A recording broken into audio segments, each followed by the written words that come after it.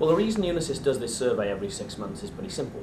Our company's all about secure business operations, and this gives us the opportunity to better understand our clients by gaining a thorough understanding of their customers too.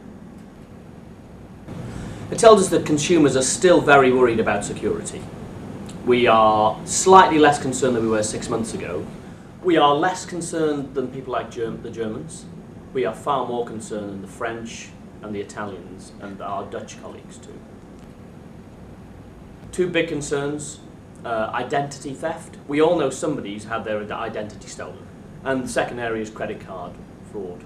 And both of those scores, 84 and 86% of people are concerned about those two as a primary issue. And you can also see, this is because people see their identity being shared with other people when it shouldn't be. HMRC is a good example of that. And general concern in newspapers and the press as well as people pick up. Despite all of the stuff we hear about the credit crunch, oil prices hitting $120 a barrel, the people seem unconcerned at the moment. Over half of people are unconcerned about being able to meet their financial commitments.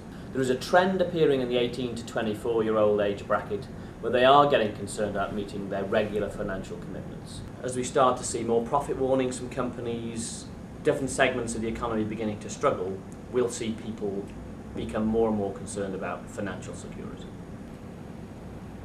All of these companies and organisations need to really review their data security policies and make sure they're audited and work.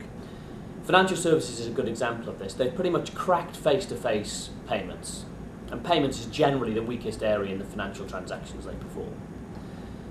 So they've cracked face-to-face payments.